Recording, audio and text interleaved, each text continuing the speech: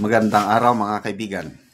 Bigyan natin ngayon ng opinion reaction itong post ng DZRH News 25 minutes ago tungkol sa pagbibitiw ni Senator Padilla as President ng PDP Laban.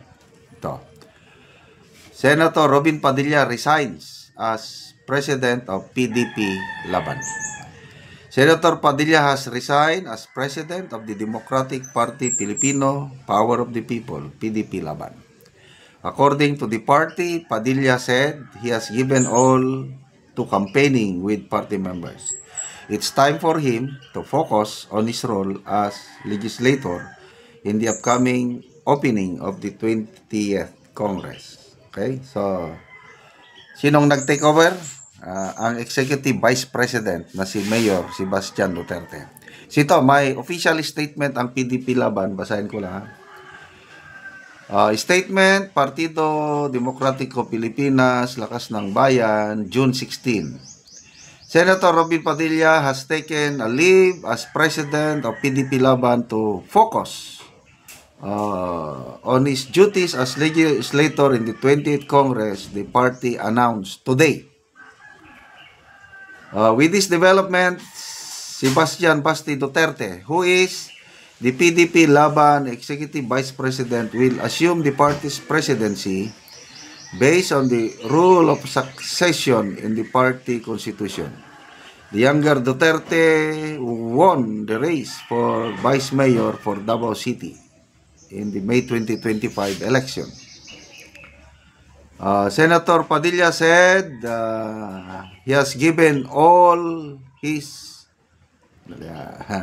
campaigning for the party's candidates in the recently concluded May 2025 polls, and it is now time for him to focus on his duties as legislator and push for the party's legislative agenda in the forthcoming Congress. Layunin ko po, ito yung payag ni Senator Padilla. Layunin ko pong ituon ang aking atensyon sa aking tungkulin bilang senador, lalo na sa paghanda ng pagbubukas ng 20th Congress, sabi niya. The senator also said that his role in the May 2025 polls demanded so much of his time and energy that he needed to take some time off from the responsibilities as head of the party. Nonetheless, he assured the party membership that he remains steadfastly committed to PDP Laban and loyal to former President Rodrigo Roa Duterte, the party chairman. Okay, so ano ba? Mayroon bang iba pang dahilan? Kasi sabi niya, gusto lang niyang magpahinga. Okay naman yon. Then mag-focus sa trabaho niya bilang senador. So okay rin yun. Ano sa tingin nyo? Meron kayang alitan among PDP members? Kaya nag-resign siya? Sa tingin ko naman, kung ako inyong tatanungin, parang wala. Kasi relasyon nila, wala may nagbabangayan sa PDP. So, no problem. Kung mag-focus siya bilang senador, mas maganda. So, kaya ba ni Mayor Baste, ang president ng PDP? Kayang-kaya. Like father, like son. Sana hindi katulad ng yung inaasahan natin, kaya nabutol tayo, yung like father, like son, Marcos Sr. and Marcos Jr. Ako, dahil junior nga siya, mataas ang respeto ko sa Marcos Sr., kaya ko binotohan, kaya ko sinuportahan ang Marcos Jr. dahil akala ko susunod siya sa apak ng kanyang ama. Lalo na yung pangako na 20 pesos per kilong bigas. Maraming bumabatikos noon yung bago eleksyon, but dinipensahan ko, sabi ko, kaya yan. Nagawa nga nung panahon ni Marcos Sr., bakit hindi magawa ngayon? Basta Marcos. Kaya lang, nagkamali ako, nabudol tayo. Dahil yung inaasahan natin na galing ng Marcos Sr., wala dito sa Junior. So, sayang. But nasa huli palagi ang pagsisisi. Ngayon, dito naman tayo kay Mayor Baste. Sa tingin ko, napatunayan niya na. bilang mayor ng Davao City, ito pong the last 3 years, maraming nagsasabi na he has outperformed expectation.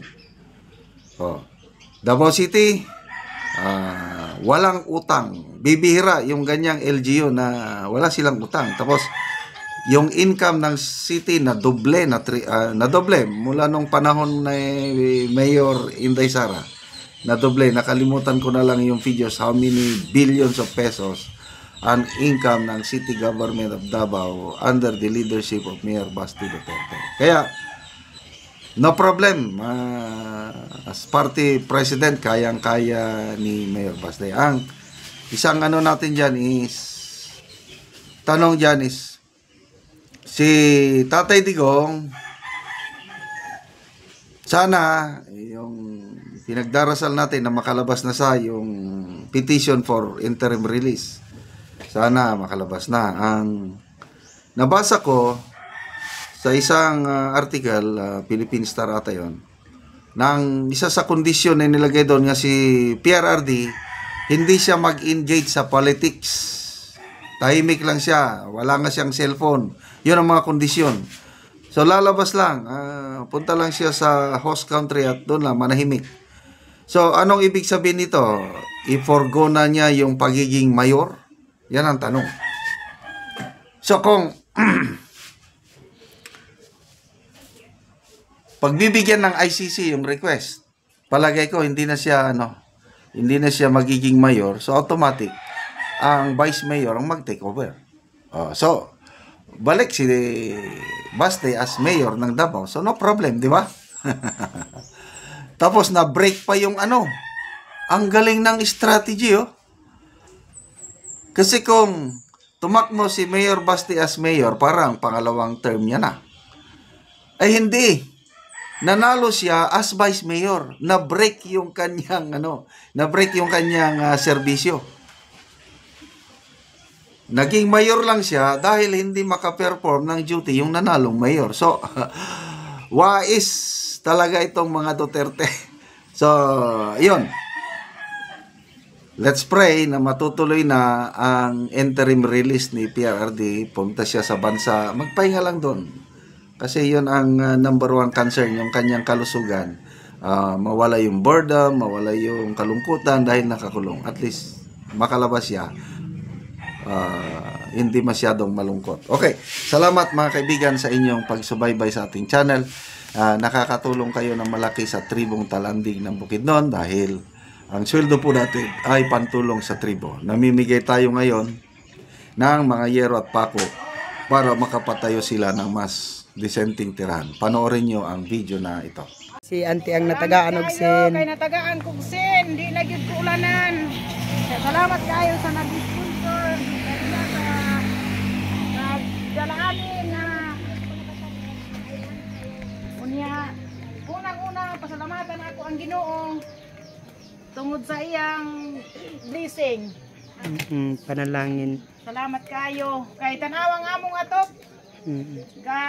Daga na gyud kayo nga ulan.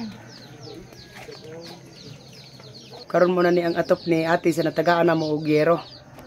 Nga dako na gid kaayo ang buslot sa iyang atop. Og karon te pila na ni katuig ang imong balay? 20 na ni. 20 na katuig. 20 na katuig. So karon pa gid ka maka kuan og yero. Karon pa gyud ko sa dugay na nga panahon ay pagid ko nakadawat o ginabang asin. Sa magpasalamat sad ko sa nag-sponsor ani nga karon mailisa na gyud ni ang among sin nga nangabuslot na dagan na tulo nya. Makagatop nami mabaguan na dili nami ulanan. Pila ka buok ang imong anak te? Kuan 8. 8 tanan ang imong Ay, anak. Ay 8 mi tanan diri unom ang akong anak. Unom ang imong anak. So 8 mo tanan. Oh, so wala pa imong anak te nga nakapamilya. Na isa mao ika unom nga akong anak. Ay, pila mo nga na kuante, pila nga edad 43 na ko. 43 na ka. Oo. So, kuan gid ti ang imong balay, buslot na gid kaayo. Kung ulan, di na gyud mi pagkakuan ani kung ulan kay ang among kuan abo ga kuanan ra gani na namong palanggana aron nga dili lang magkuan ang tubig. So salamat kayo te. Sa nagdi-sponsor. Unang-una akong pasalamatan ang Ginoo